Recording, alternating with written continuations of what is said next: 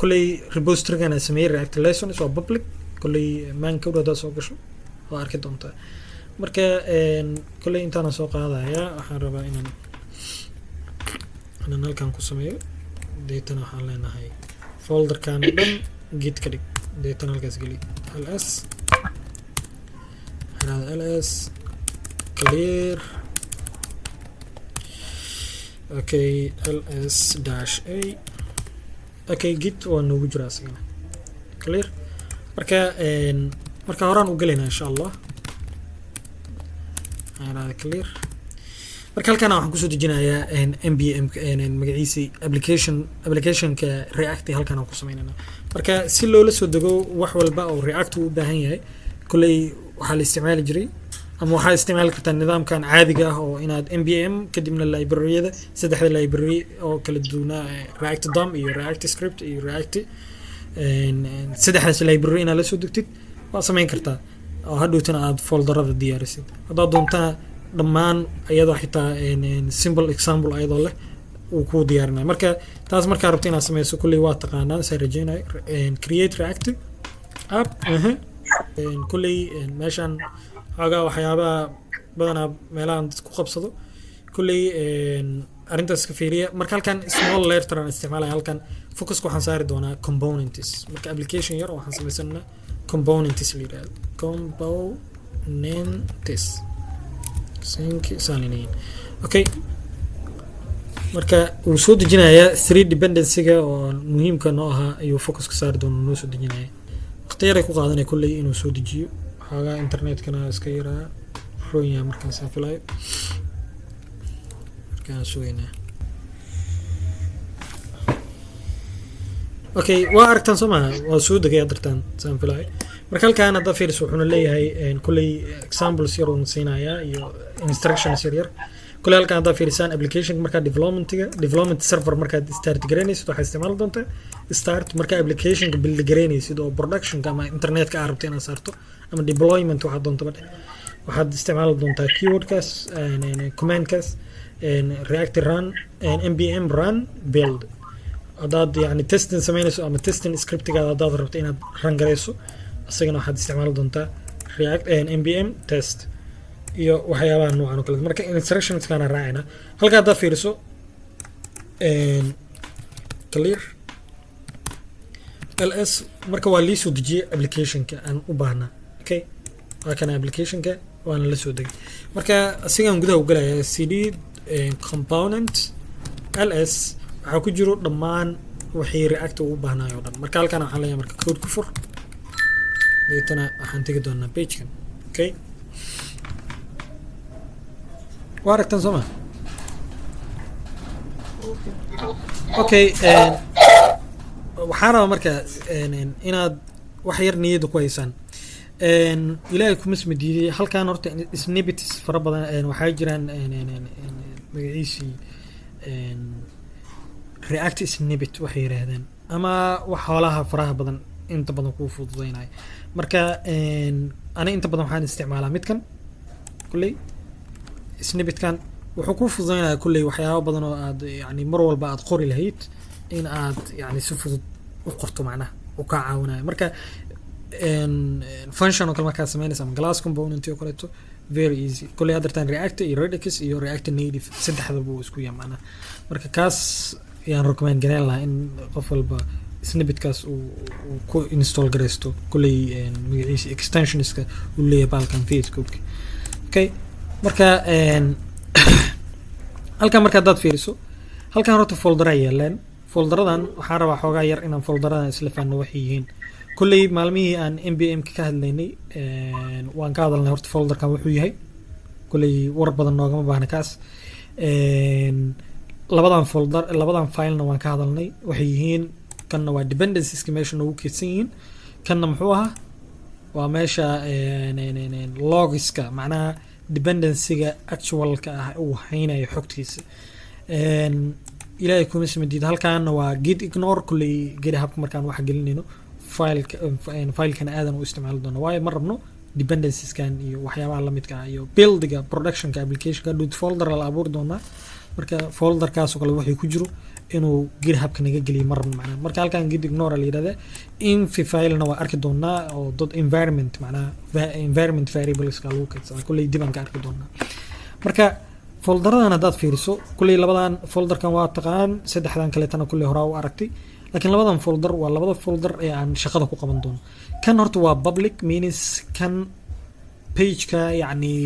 wax walba oo public ah meeshaan geeni doono waay haddii noqdaan sawiro haddii noqdaan waxyaabo kaleeto la mid ah waa positionka aan dhigan doono haddaan u baahannahay haddii kaleetana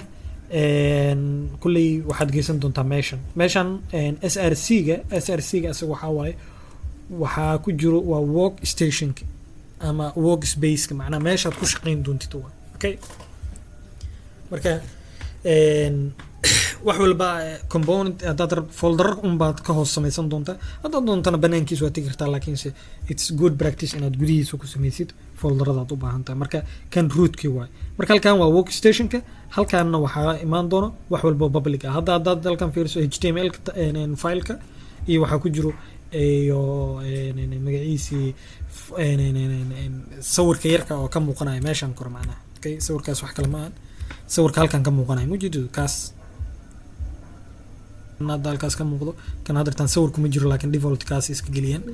marka kaas waay macnaha sawirka halkaas ah wax walba adi marka aad public uga baahan tahay ama home page hadduu video iyo waxyaabaha noocaas uga baahan tahay positionkaas xoogaa iska fiican inaad gashato oo halkaas aad ku kaydiso okay marka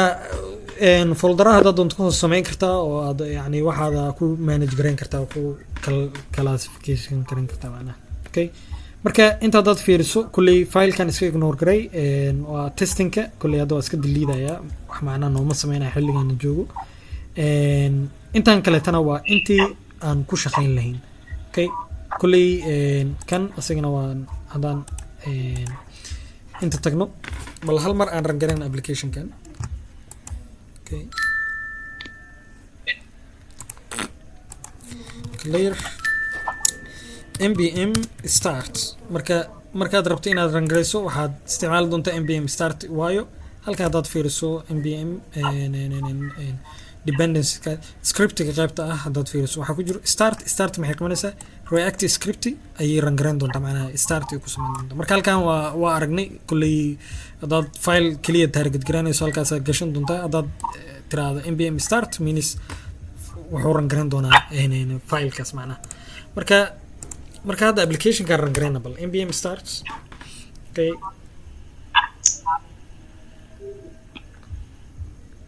okay waxaa soo kacaya markaad dirtaan muxuu ahaay development server okay kangeysto sigaasho marka react marka waxayna siinayaan muxuu ahaay little example okay example-kan yar ayayna siinaya marka example-kan hadda focuskeena ma ahan waa iska masaxeynaa kulley wax walba oo uu baahan yahay waan samayn doonaa marka filekan kulley css-ka waa iska diliidaya kulley waa arki doonaa kan kaletana waa iska diliidaya mar rabo kanaan tegaya waxaan ka saari doonaa midkan sidoo kale waxaan iska saari doonaa kaas okay marka okay simple ayagana aan wada saaro clear aan ka dhigo okay markaad dirtaan haddaan rangareyno aan save gareeyo means faaruq waaye hadda applicationka means wax ka muuqdo malaha okay kulley halkan maalmihii aan ka hadlaynay magaciisa JSX filekan waa fileka macnaha rootka ah applicationka meesha ugu horeyso ee laga rangarayn doono macnaha waa main fileka macnaha okay java oo kale waa aragteen applicationka hadduu file fara badan yahay means main fileka mar walba ugu horeyn doono soo ma marka main fileka waaye kan marka waa applicationkaaga rootkiisa hadhowt marka wax walba aad uga baahan tahay page walba inay tagaan oo page walba applicationkaada meel walba oo kamid a in laga isticmaalo u baahan tahay halkaanaad ku qeexi doontaa okay waa rootka marka waa isla arki doonaa waxaan ula jeediyo waxay yihiinba okay marka root baa la yirahdaa taas okay marka rootka marka waxaan rabnaa marka inaan isticmaalno muxuu ahaaye JSX inaan isticmaalno JSX maalmihii hore waan sheegnay waxay u baahan tahay laba shay waxay u baahan tahay horta function la isticmaalo functionkaas oo yani lagu assign gareynayo saddexda muxuu ahaaye saddexda shay ay ka kooban tahay JSX saddexda shay maxay ahayn tag JSX muxuu ka koobnaa ku tag name iyo wuxuu ka koobnaa properties ama andrade options ama attributes iyo children kaas waa loo baahan yahay laba waxa loo baahan yahay compilerkiina waa loo baahan yahay oo yani sheekadan u bedeli lahaa HTML keedii iyo virtual DOM iyo waxay yiraahdaan dartan uu isticmaalaya React laakiin fikrad ahaan waa noocaas oo kale macnaha marka labadaas yani shay markaan u baahannahay React kulay waa inaan soo import gareysana marka waxaan soo import gareynayaa ko ilaa kuma samadiido waxay yiraahdaan React okay React means React ga maxay ka dhigan tahay waa JSX ka wixii lagu bedeli lahaa macnaha functionkii lagu bedeli lahaa ku dhex jiro okay marka halkaan waxa leenahay waxa ka keentaa React means marka iraado wuxuu ii keenayaa wax walba oo dependency halkaan kulli editor-ka waa ku caawin doona sidoo kale waxaan rabnaa compiler-kii okay compiler-ka muxuu ahaa React DOM okay marka asigana midkaas inaan soo import gareysanaan ku qasbannahay okay marka si fudud hadda waxaan leenahay import React DOM okay React DOM then asagana sidaasaan ku keensan karnaa ama kulley waxaan isticmaalanaa midka ka imaanayo React okay DOM think inuu halkaas ka imaanayo rajayna React DOM okay labadaasaan u baahannahay kanna muxuu ahaa waa compilerkii kanna ya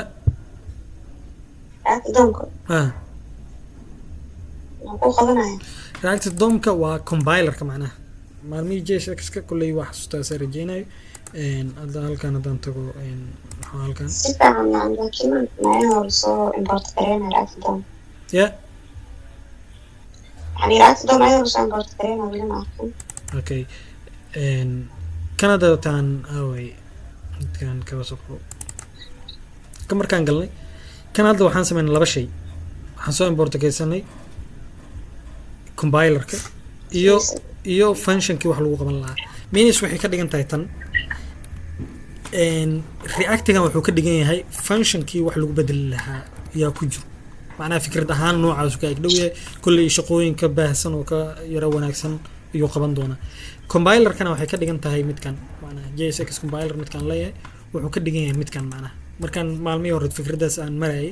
waxay ahayd nidaamka noocaas aan rabay macnaha inaan hadhowte ii sahlanaato inaad ila fahantaan okay marka halkaan haddaan iraado React DOM dot waxaa ku jiro functiono badan render ku jiro render asagana very easy wuxuu ka dhigan yahay kana dartaan kulley asagoo object means intaanay ka dhiganta macnaha render ila fahmaysan qodobkaas render kanoo kale ka dhigan yahay kan means ayadoo kan uu object yahay means asagana method ku dhex jiro la yiraahdo ka soo qaba render ayadoo la yiraahdo marka anaga directly kana wuxuu noo object noo ma yahay function noo aha marka asagana render React DOM-ka macnaha oo object oo ku jiro render kan marka waxa waaye waa position-ka ugu horeeyo ee compiler-ka macnaha okay compiler-ka kulay React fikradeeda iyo concept iyo muxuu isticmaalaa functionality-giisu wata marka wuu ka duwan yahay kii ayaan toreto aan sameeyeen waxyaabo badan oo kaga duwan yahay laakiin fikrad ahaan waa iska ag dhow yihiin halka hadaad fiiriso wuxuu ka kooban yahay laba shay kulley inta hadaad fiiriso xogaa ku jaawareedaysa marka halkaan okay sorry intuu ila tagay marka halkaan labay ka kooban tahay intan waxaan gelin doonaa maalinka hore hadaa inta fiiriso meeshan kan compiler-kan position uu ka imaanaya asaga meelaan kusoo create garaynay hadaad ila aragto compiler-kan waxaan kusoo create garaynay aan tago team React JSX ilaahay kuma samadiiday sin compiler-kan uu ahaa kan inta kusoo create garaynay okay kan wuxuu ka koobnaa jaildiga ama root jaildiga iyo HTML-ka position-ka wax looga xir lahaa macnaha labadaas ku koobnaa Soomaali asigana sidoo kaleeto waaye wuxuu kaaga baahan yahay labadaas shay macnaha kow wuxuu kaaga baahan yahay JSX-ka iyo wuxuu kaloo u baahan yahay positionka uu HTML kaga xirla marka HTML filekiisa waa u kana asiga oo index.html filekaas halkaas u yaalo marka diffka uu wax ku xiri doonana waxaa waaye anaga awalka hore body aan ku xirnay asigana wuxuu isticmaali doonaa rootkan macnaha okay ID-gan u isticmaali doonaa marka ID-gan markaa rabna halkan inaan kasoo qodsiin maxaan sameynaa waxaan leenahay document dot get element by ID haddaad doonto tag name haddaad doonto waxaad doontaa isticmaali kartaa laakiin waa muhiim inuu unique ahaado marka halkan root aan leenahay halkan marka maxay nooga baahan tahay halkan waxay nooga baahan tahay JSX-ka okay JSX-ka marka halkan waa ku qori karnaa waan dhihi karnaa muxuu ahaaye h1 then ilaahay ku mismidiyay hello react okay react save halkan haddaan tago browserka waa ujeedaa isla markiiba maxaa soo baxay hello react clear marka kan marka labadan waa fahmi kartaa markasaan rajeynaa haddaan lacala kan ka reebay kaba soo qaad kanaan ka reebay waan taga halkan waxaa la dhihi doonaa do not compile waxaan lama compile garanayo waayo meeshan waxaa ka maqan react inuu meesha ku jiro waa scope-kan okay waa sida uu kan waajibka noogu ahaa midkan haddaad fiiriso halkan haddaad tagto kan inaad soo import garayso adoona halkan ka isticmaalin laakiin inaad soo import garayso waajibu kugu ahaa okay waayo haddaa ka tagto means adhow applicationka lama ran garayn doono haddaad hataa aad tijaabiso kulley adhowtaan githubka soo gelin doonaa haddaad tijaabiso ma kuu shaqayn doono oo ma haddaad compile garayso oo la compile garana laakiin adhowti HTML-kaada waxa kama bedelayo macnaha marka kanna saasoo kale ka dhigan tahay okay kanna maxaa waaye waa compilerka keep that okay marka hadda markaan ka saaro commentiga means saasoo kusoo baxaya marka kulley tagiska waa aragnay laba nooc waa loo samayn karaa inaad react markaad JSX aad qorto way compile garaan wuxuu bedelaysaa function uu bedeli doonto functionkaasoo create element ah okay sida anaga maalinka hore aan si fiican u faahfaahiyeen rajeynaa create elementigan sida wax loogu bedelayo saddexda tag sida loo saddexda parameter sida wax loogu shubayo means nidaamkaasoo kale tan waa mari karnaa inaan wax sameyno halkan marka waxaan leenahay react const ama sidoo kale caadi react deetana waxaan leenahay create element markaan dhahno maxay naga qaadan doontaa saddex parameter waa sidii ayaan toreeto saddexda parameter maxay yihiin waa tag name-ka kaba soo qaba h1 kanna waa optionska faaruqan ka dhigana ama null ama object faaruq ah saddex maxaa waaye children-ka halkan sida naga muuqata xataa waa arki kartaan rajeyna children oo wuxuu u baahan yahay rest okay marka halkan waxaan leenahay children waxaa ka dhigan inaan kaba soo qabo symbol hello aan ku qornayna okay hello deetana intaan rabaa marka inaan keeno inta markaan rabo inaan keeno functionka uu shaqayn doona wuxuu soo celin doona waxaa waaye JSX-kaas objectigaas soo celin doona marka halkan function aan ku shubanaya variable aan ku shubanaya waxaa leeyahay const element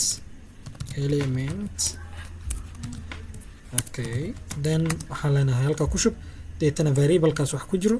soo akhriyaan leenahay macnaha okay element okay save then browser-ka haddaan tago waa la refresh garay hello aa la soo saar soo ma jidan halkan waxaan ku qornay hello okay hello react bla bla waxaas hadda iska qornaxtay sembri way ku imaanayaan soo ma jidin waadix okay marka maalmihii waa sheegnay kan haddaad rabto inaad jelde sii dhexgeliso very easy kanaad qaadaysaa asigoo kale haddana soo qaadaysa halkan ay keenaysaa haddaan rabno inaan wax dhexgelino waxaan leenahay react create element this is waxaan dhexgeli rabnaa h1 kaba soo qaba asiga diff aan ka dhiganaa diff tagas diff ay la yirahdaa waxaa ku dhex jiro h1 asagana faaruq waayo deetana waxaa kusii dhex jiro hi react just like that save halkan haddaan tagno hi react muxuu ku dhex jiraa diff ku dhex jiraa haddaan halkan inspector aan raado oo aan tago meeshan body root diffka waa diffka waxa la dhex keeni doono waa kii aan soo select garayn xasuusnaada root diffkan waa midka halkan yaallo midkan halkan yaala wax walbo application-kaada ku saabsan oo halkan lagu dhex shubi doonaa okay marka react intaan dhan waxba kama bedelayso intaan adaa ku shaqaale okay hadhow titleka kolley waa bedeli doonaa laakiinse waxaan isticmaali doonaa magaciisii nidaamka caadiga oo javascript laakiin intaan dhan ayada shaqo kuma laha laakiin ayada xitaa shaqo kuma laha baadhigaan laakiin focuska waxay saaraysaa ayada wax walba oo ku dhex jiro rootkan wax walba oo childrenkiisa ah macnaha okay halkaasi wax walba la imaan doontaa JSX kaagana halkaas unbuu ka shaqeyn doonaa areada kale shaqo kuma laha asiga okay marka ilaahay kuma ismadiiday sheekada horta noocaas waaye hadda halkan fiiriso qodobka u socda wuxuu ahaa halkan inta waa ujeedan meesha waxaa la keenay diffkii rootka waa kana diffkii kale taaga aanan sameyno waa kana waxaa ku dhex jiro h1 h1ka haddaad rabto inaad wax sii dhexgelisana very easy saasa kusii wadi doontaa laakiin nidaamkan nidaam waxaa waaye rabish ah marka nidaamkan waxaa ka fiican inaad isticmaasho JSX inaad isticmaasho marka JSX kan la midkaa marka muxuu noqon doonaa isaga waa symbol waxaa leenahay diff okay diffkaas waxaa ku dhex jiro h1 ayraade h1 kaas marka maxaa ku dhex qoran hello react app okay save asigaa marka bedelanaya macnaha nidaamka uu bedelayo oo yani JSX markaan ka hadlaynay waa sheegno siduu isku dhex gelgelinayo macnaha okay marka waa kaas hadda halkan fiiriso sidii waaye soo jeed diffkaas iyo waxa ku jiro kaas hadaan taabto kulay uu tilmaamaya iyo wax ku dhex jiro qodobkaas ay la fahantay soo ma marka nidaamkaas iyo nidaamkan waa lagu sameyn karaa laakiin nidaamka kulay aad wax ku develop gareynaysid noocan buu noqonayaa laakiin shaqo kuma leeyahay ma isticmaali doonto muxuu ahaa nidaamka kale to in aad create element aad noocadaas is not good okay marka mar walba kanaad isticmaali doontaa marka waxaa wanaagsan marka applicationkaaga markaad dhisayso inaadan halkan wax walba aadan ku dhex qorin applicationkaaga qaybtan waa laga madax banaanaadaa waa good practice-ka caadiga adhowtan waan arki doonaa faa'iidadii leedahay halkan oo kale file kale laga samaystaa waayo applicationka waa components in la kala jijibiyo applicationka waa react algorithmka isticmaalayso noocadaas waaye marka halkan aan tagaynaa waxaan leenahay component waxaan samaysanaa app la yiraahdo ama my app okay my app that's your name waxaa doonto la bax marka my app magacaasaan uga baxaya .js okay JSX iyo JS ya may waa ka hadlaynaa taas waa ka hadlaynaa laakiin hadda maaha meeshaan fileka kulley magaca doonta oo la bixi kartaa fileka ama small ka dhigo ama capital ka dhigo kulley waa arkaynaa functionka iyo waxyaabaha noocaas marka intaa enter leenahay filekan hadda noo samaysa marka filekan waa applicationkeen rootkiis marka intaan waxaan rabnaa inaan ka bedelno sheekadan waxaan leenahay wax walba halkan imaan doono adiga wax walba waxaa kasoo akhrisataa halkan my app marka maxaan dhex keenaynaa my app waxaan sameynaynaa function okay waayo applicationka waxaan rabnaa inay wax iska bedbedelaan waayo adaatay waxaan sameynay tusaale ahaan halkaan aan tago waxaan leenahay kaba soo qabo conist import ama intaan waxaan ku sameynaya variableka adaatay waxaan leeyahay conist then waxaan leenahay element then asiga marka waxaan leenahay diff datana h1 and then hello react app save halkaan aan tago yeah okay inta marka waan export gareyn inta waan export gareynaya maxay tiri okay hello عادي ما عادي okay halka marka function waxaan samaystay variable waana export garay okay variable kii halkan aan ku dhex qoray waan ka soo qaaday meeshan waxaan rabaa inay clean ahaato marka code-ka mar walba isku day inuu clean ahaado rubbish-ka faraha badan inaa aad uga yarayso marka halkan waxaan leenahay import etana intaan kasoo import garaynana maadaama uu export clean yahay kulli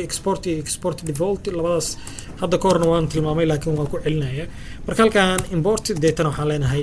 waxaa soo akhrisaa fileka positionkan yaalo marka .js iyo haddaad ka tagto same waaye okay marka halkan waxaan leenahay waxaa soo akhrisaa element variableka ah marka halkaas variablekiisa lagu keeni doonaa marka safe aan leenahay okay halkan muxuu nagu qabsaday okay muxuu nagu qabsaday reactiga ka maqan .js ma aha fileka aan sameyno la yiraahdo my app means kuma qorin react means waxaa ka maqan faylkii la midka ahaa kan okay kana ka maqan macnaha okay marka kaas uu u baahan yahay mar walba inaan sameeyo marka halkaan aan tagaynaa waxaan leenahay import ama er saas baa dhigi kartaa okay emr okay import that's it saas hadaa tiraado waxaas waxa ay qabanaa waxa waa extensionska data idin sheegay react snippet raadi kulli waa arki doontaa soo degso aad uu ku anfacaya marka hadda safe aan leenahay waxaa soo baxay applicationkii clear marka waxaa jiro laba shay oo la yiraahdo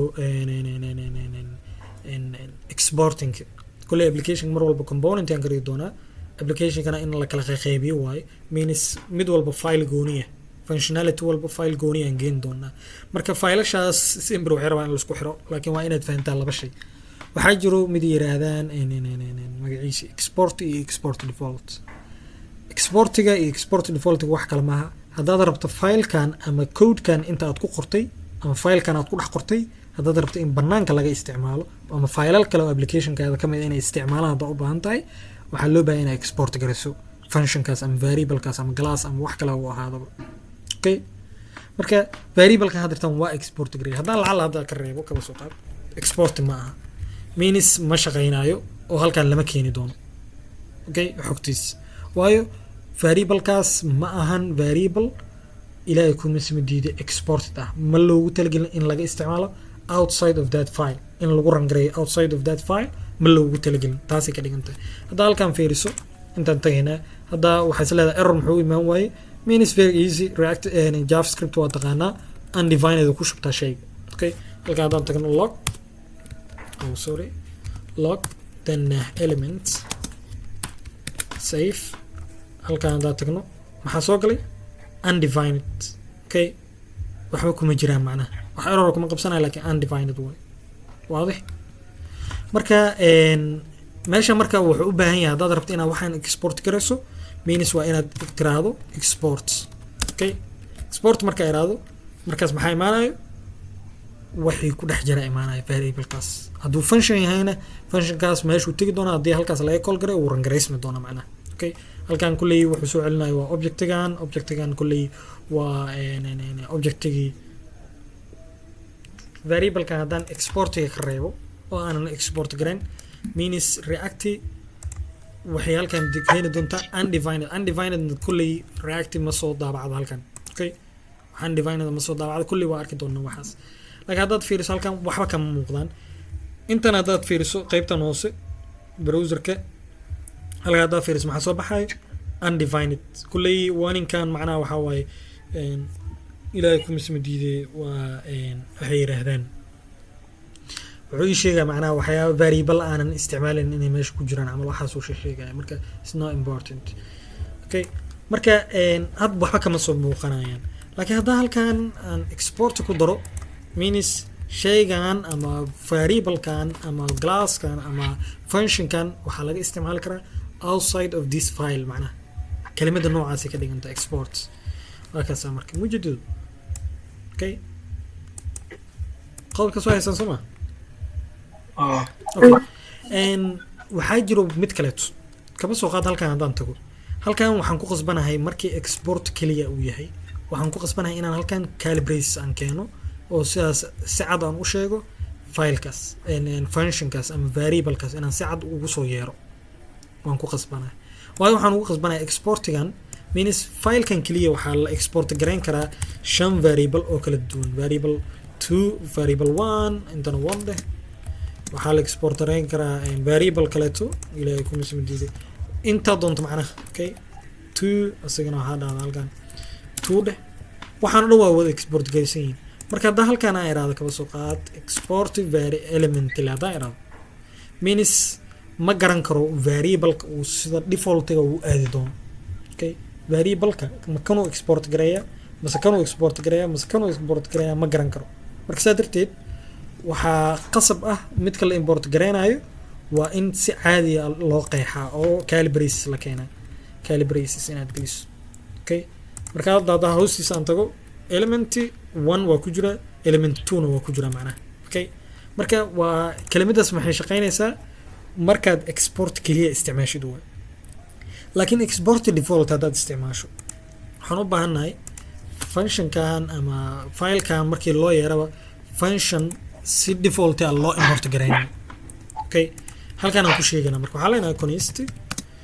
the main element tusaale the main element asagana waxa ku jira kaba soo qaad h1 main element okay main element data halkan waxa leenahay return waxa leenahay export okay export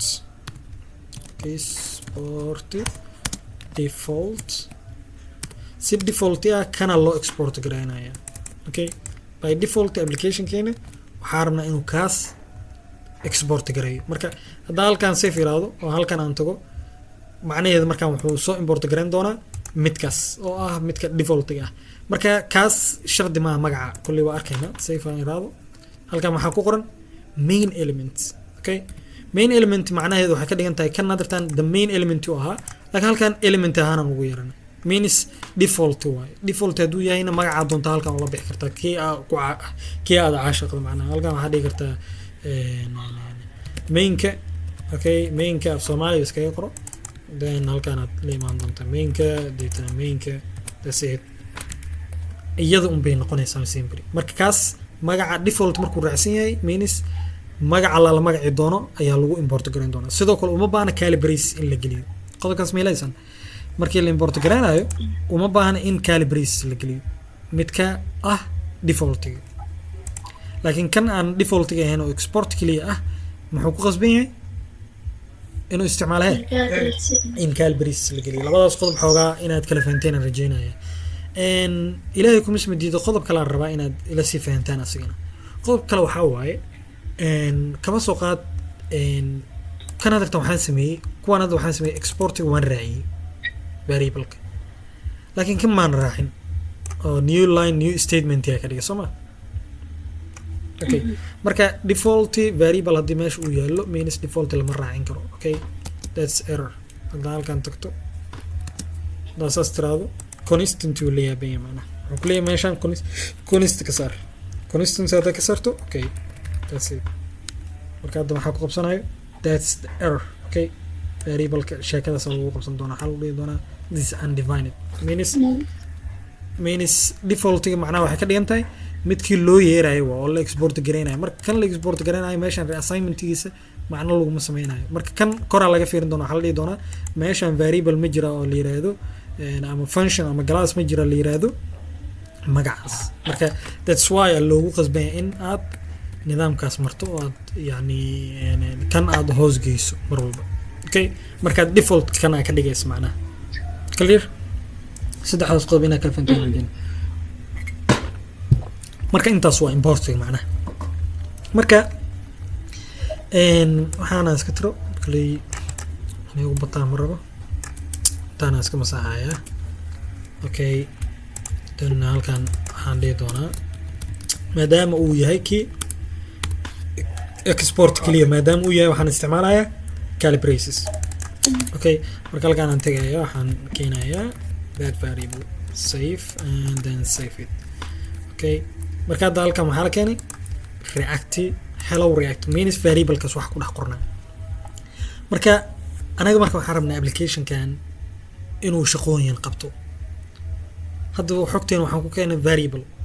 tageen wuxuu ku kaydsan yahay variable ama JSX keena variable uu ku kaydsan yahay means variable haduu ku kaydsan yahay means variable kaas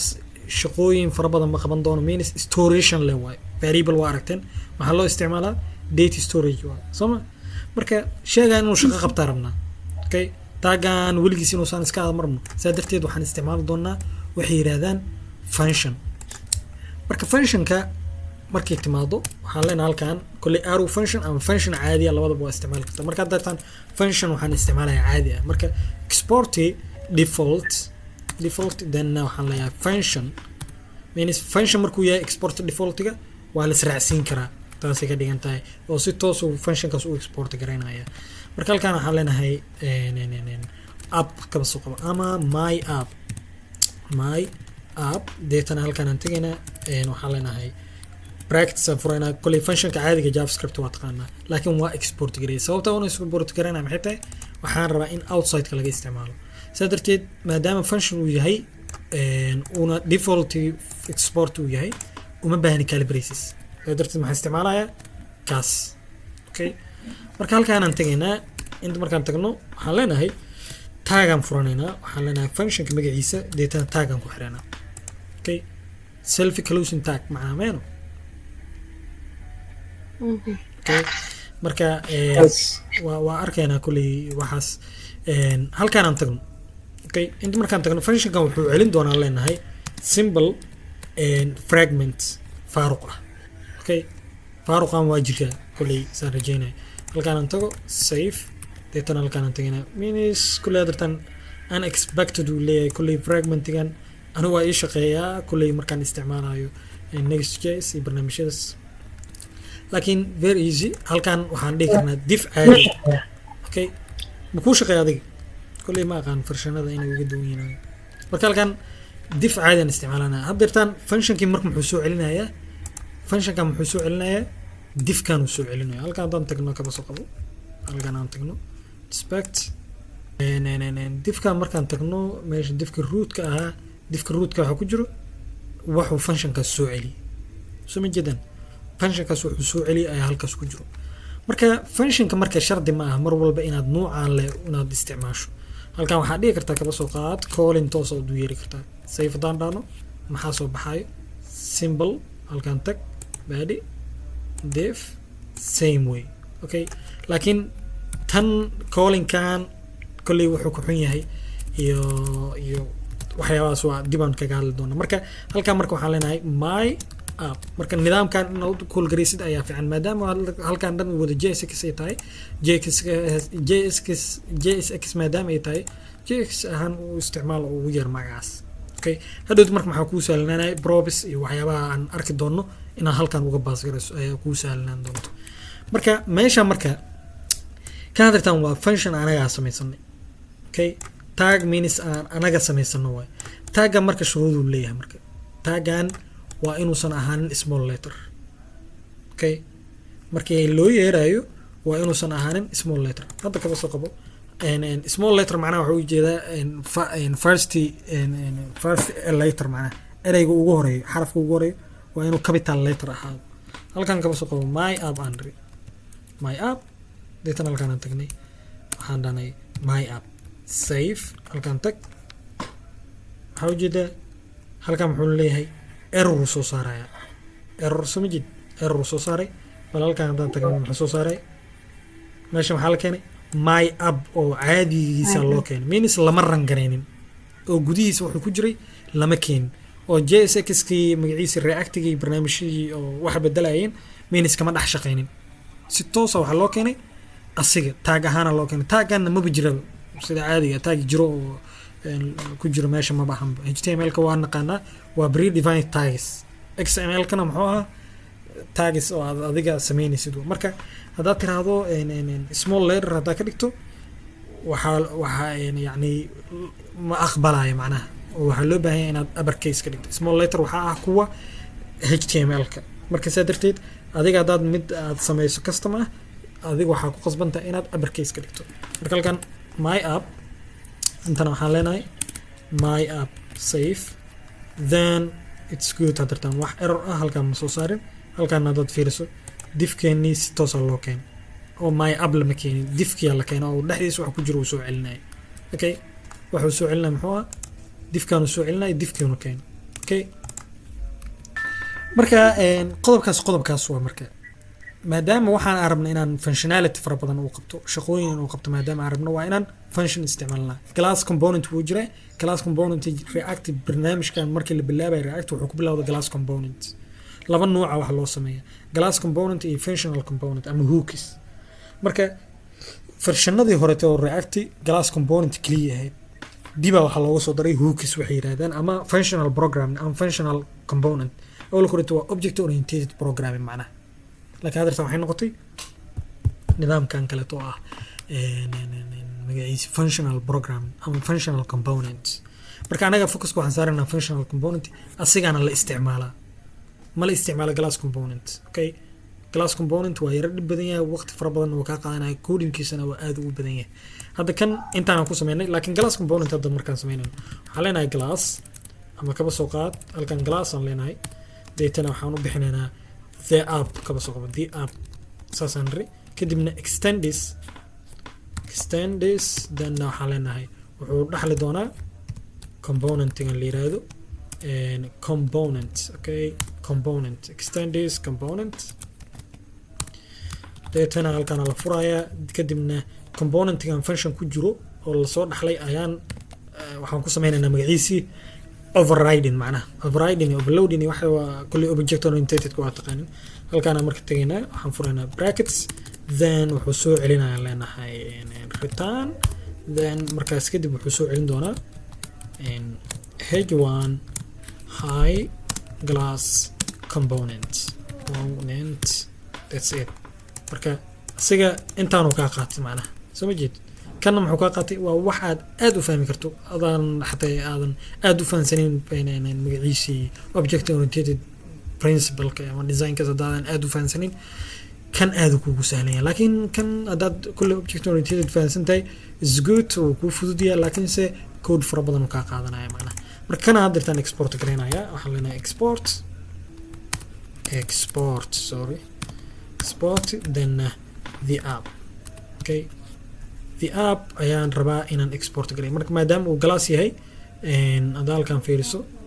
glasska minus wuxuu rabaa saan rajeynayo inaad tiraahdo inaad cadeyso muxuu ahaaye inaad siiso defaultiga okay marka hadda kan defaultiga ka dhaaf kaasaan defaultiga ka dhaafina kan marka waxaan leenahay default exportis aan yiraahday okay export aan yiraahday default that's it export default marka tiraahdo yuu qaadanaya marka kan save leenahay then halkan aan tagaynaa kulli my app asigoon buu isticmaali doonaa halkan markaan tagno maxaa imaanaya hi the class component okay clear weli fahamtay qodobkaas marka xoogaa waa kama isticmaalayna kan xoogaa waxaa waaye it's no good inaad haddirtan wax ku develop garayso okay waayada horeta aad loo isticmaali jiray oo react bilowgeeda laakiin dib dambeeto aad looma isticmaalin hadda waxaa aad loo isticmaalaa hookiskan focus ka saari doonaa okay marka hookiskan focus ka saarayna marka class component functional component noocaas kala yihiin marka kan uma baanin very easy application kana markaas hooshiisu waa noo fududaanaysaa marka ilaahay kuma ismadiida halkaana marka aan gudaha usoo galno diffkan marka inta dad fiiriso very easy waa waxaan sameynayna maanta oo dhan halkaan hadaad tagto waxaan soo import gareeyey filekii oo halkaan noo yaallo aan soo import gareeyey functionkiisa defaultkaan loo yeeri doonaa deetana functionkii halkaan uga yeeray halkaana kolley compilerka positionka wax ku xiri doono oo html kaga xiri doono halkaana waa kanna waa compilerkii kanna waxaa waaye kii create elementigii waxyaabaha ay ku jireen waa clear halkaana midkii kale aan samaysano waa functionkii intaan yuu shak kaga jira qof walba inuu samayn karaan rajeyna wax walba function inuu fahmi karo markaan okay kulli function javascript hadda taqaanay very easy function kaliya aan samaynay aan dhexgelinay taagan oo html ka ah clear marka taagana marka waxaan rabnaa inaan wax ku dhex qorno taagan marka waan rabnaa inaan wax ku dhex qorno very easy h1 oo kala ma diff hadaad doonto wax ku dhex qori kartaa laakiin h1 hadaan wax ku dhex qorno aan dhahno hello app very easy halkaan tagaynaa deetana waxaa soo baxaya hello app okay hello app saasoo kusoo baxaya marka haddaad rabto inaad variable ku keydiso hello appkan waxaa rabaa in variable laga soo aqriyo si applicationkeenu u noqdo waxa maadaama kan hadda hard code aan ku sameynay aldhoot waxba lagama bedeli karo macnaha marka kanaan koobiyeyno halkaan aan tagaynaa ama banaankiisa tag function waa ogeyd functionna waa taqaanay banaankiisa haddaad variable ku samaysid gudihiisa waa u yeeri kartaa very easy halkaana marka variable ku samaysana waxaa leenaha let read then waxaa leenahay hello react app that's it halkaan aan tagaynaa maadaama uu yahay variable waxaan u yeerin halkaan haddaan ku qorno greet app haddaan ku qorno means waxay ka dhigan tahay adoo hadal caadiga ku qoray meeshan okay greet la adoo ku qoro waa saasay ka dhigan tahay laakiin waxaan rabnaa variablekaas inuu rangareeyo variablekaas xogta ku jirto inuu soo akhristo means markaas waxaan sameynaynaa bracketan dhex gelinaynaa wax walba aan rabno inaan rangareyno bracket aan dhex gelinayna. Okay, save halkaan tag variable-ki wax ku jira la soo akhriyo. واضح كل arrimahaas horena waa usoo practice garayseen waa saan jeclahay hore waa aragteen marka halkan marka meeshaan rabo waxaa waaye meeshaan bracketskan gudihiisa wax walba oo javascript code aad taqaano dhan aad ku dhex qori kartaa wax code ah lagaa diidaya ma jirto halkan kaba soo qabo inta waxaa yahay console.log hey hi log deetana halkan aan dhahay hello deetana hoostiisaan tagay intood kaleed kala soo qaad kaas ka reeb safe aan dhahay okay consoleka waa ringaraysan yahay okay halkan aan tago waxaan tagay halkan maxaa ku dhex qoran hello maxaa halkan kusoo qoray hello means halkan code allaala codeka aad jeceshahay markaas waa keeni kartaa codeka marka meeqa statement uu noqon karaa hadda command iri means another statement aan soo waday ka dhigan tahay halkan statement karitaan ku qorto console ama log hi okay save de waxa dhacayo qababa sheekadan waa isku burburtay means meesha maxaa imaanayo statementiga hadda haddaan command dirano macnaheedu waxay tahay labadan waa isku xiran yihiin hadda halkan haddaan ka reebo kama safo kanaan ka reebo means labadooda means wuu keenayaa sababta ku keenayana waa arkayna kulley childrenkii aad aragtay yuu ka keeni doonaa macnaha kulley children waa naqana sooma childrenka list uu ahaa okay list uu ahaa marka listigii oo kale unbuu halkan ku keeni doonaa kulley functionka markuu ahaa create elements then maxaa ka koobnaa taaga magaciisa kulley halkaas hata markaan qoro isla markiiba react halkan ka soo qabanaya iyo muxuu kaleeto probiska kulley faaruqan ka dhigay kan saddexaadna muxuu ahaa list samayn listigaas marka mar walba u baahan yahay marka maadaama rest operator halkan ay ku jirto halka ama rest parameter uu yahay sadarteed waa ina comma u dhaxaysiiso comma marka u dhaxaysiiso means statement walba waa qori kartaa okay oo ah list ku dhex shubi doona laakiin it's not good practice inaad halkan code aad ku dhex qorto ma fiicna macnaha taagiskaada gudihiisa inaad code ku dhex qorto ma fiicna laakiin niyadda ku haay inaysan shardi ahayn muxuu ahaay in aad halkan ku dhex qori kartid code allaala codekaad u baahan tahay clear okay marka halkan marka waxaan dhahnay waa ku dhex qori kartaa any muxuu ahaay code aad u baahan tahay in la rangareeyo okay marka halkan waa ku dhex qori kartaa means marka halkan string haddaad rabto inaad qorto kulli string caadi iskaga qori doontaa laakiin se haddaad rabto wax walba operation lagu sameynayo ama variable laga soo aqrinayo ama function la rangareynayo waxaa ku qasban tahay inaad calibrates furto waadix soo markaas haddii function wax laga soo aqrinayo means ama function la call gareynayo functionkaas waa inaad calibrates u furtaa si magaciisa markaad ku dhex jirto waa waxaas waxay shaqeynaya markaad ku dhex jirto JSX markaas meelaysan hello okay marka maadaama aan variable-ka aan rabno variable-ka calibrates brackets aan u furnayna ama calibrates halkaan marka waxaan leenahay grid haddaan doonno comma aan u dhexaysiinayna maadaama variables fara badan aan rabno inaan u yeerno kaba soo qabo halkaan aan tagno waxaan leenahay copy paste kan waxaad tirahdaa 1 2 horkacin 2 iyo 3 okay halkaan aan leenahay grid 1 grid 2 grid 3 saasoo kale iska wada okay save then waa kuwaana maxaa imaada halkan waxaa yimid minus 1 hello waa yimid macnaha why 1 hello u yimid sababta maxay tahay okay taas intaan ku qeexaynaa inta markaan nimaadno kaba soo qaad muxuu ahaaye waxaa jiro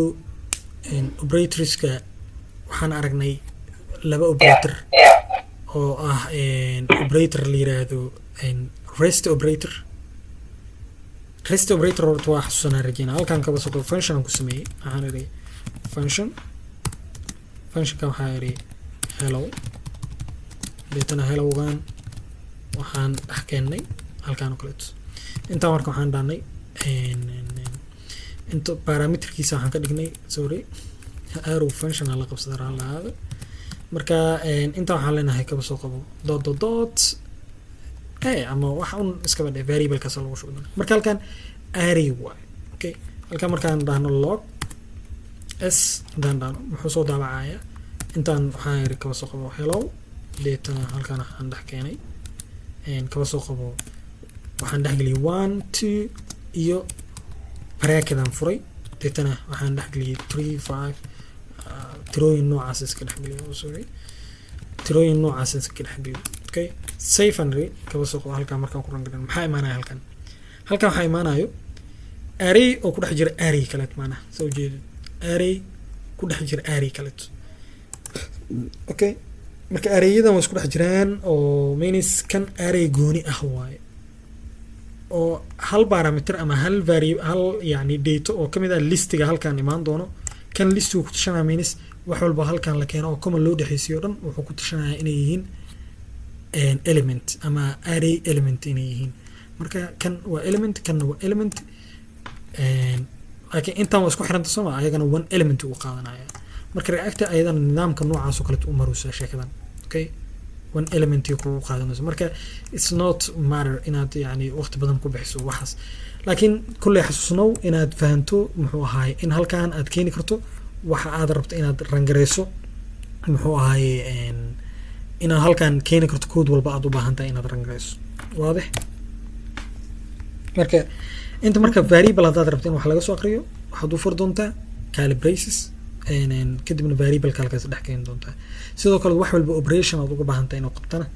halkaas ku dhex qori doontaa okay tusaale laba tira hadaad rabto inaad isku darto 1 2 zaman lagu daray kaas save hadaad tiraado waxaa la keeni doonaa zaman means 4 lagu daray 3 waa 7 marka nidaamka noocan waaye marka laakiin haddaan practice kan aan ka tago means string caadi waa string caadi la soo daabacay la bas very simple واضح marka qodobkaas waaye in practice kaas la furto marka kulli muhiimada aan JSX inta ugu muhiimsan aan rabno macnaha intaas ahayd maalin hore tan waa ka hadalnay intaan oo kale